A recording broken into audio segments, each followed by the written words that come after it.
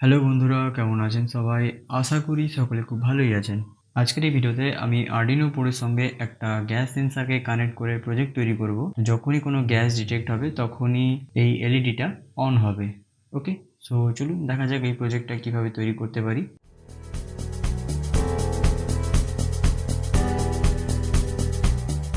ওকে, so এই প্রজেক্টটা তৈরি করতে গেলে আমার লাগবে একটা আর্ডিনো বোর্ড, একটা MQ2 গ্যাস সেন্সর, একটা এলইডি লাইট আর একটা ব্রেড বোর্ড আর কিছু জাম্পার ওয়্যার। সো প্রথমত কানেকশান করে নিই। আর তার আগে বলে দিই, এখানে টোটাল এই গ্যাস সেন্সারটাতে টোটাল 4টে পিন আছে। প্রথমত আছে VCC, দেন আছে গ্রাউন্ড, দেন আছে ডিজিটাল আর অ্যানালগ। আমরা যে কোনো একটা কানেক্ট করব। তো আমি আজকে অ্যানালগটা কানেক্ট করব, আর এই অ্যানালগটাকে কানেক্ট করব আর্ডিনোর এই A0 পিনে। তো প্রথমত এখানে আমি গ্যাস সেন্সারটাকে এখানে একটা জায়গায় কানেক্ট করে নিব।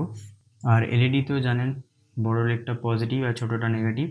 তো সেই অনুযায়ী আমি এটাকে এই সাইডে কানেক্ট করে নিব। দেন আমি এর এখানে পজিটিভ নেগেটিভটা কানেক্ট করে নিব। পজিটিভ, নেগেটিভ আর হচ্ছে অ্যানালগটা। ওকে, এরপর আরেকটা নেগেটিভ নিয়ে আমি এইখানে কানেক্ট করে নিব।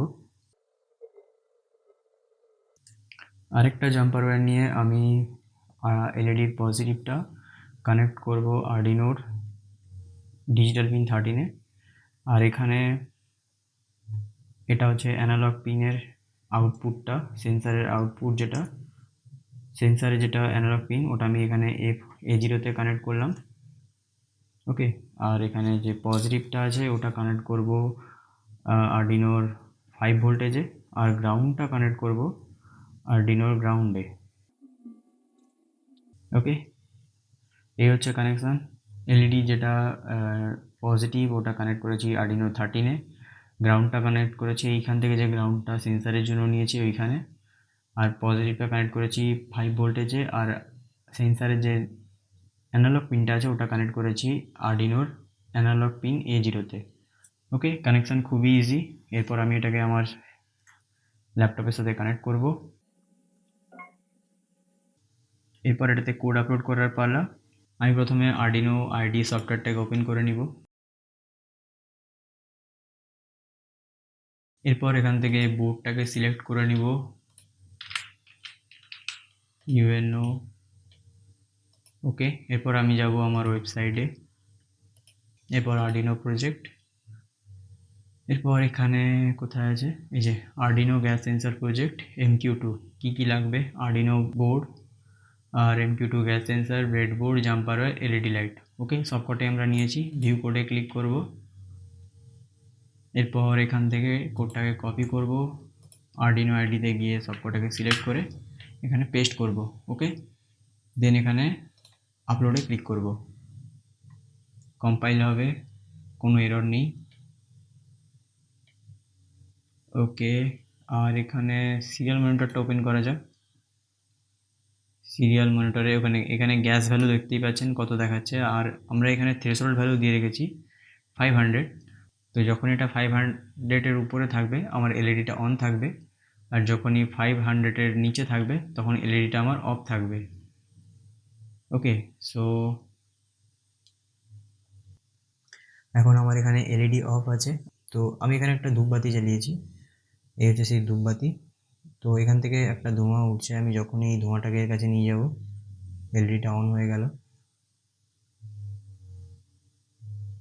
এই যে দেখতে পাচ্ছেন, যখনই ধূপবাতিটাকে ওর কাছে নিয়ে যাচ্ছি এলইডি অন হয়ে যাচ্ছে, যেই দূরে সরিয়ে আনবো অটোমেটিক অফ হয়ে যাচ্ছে।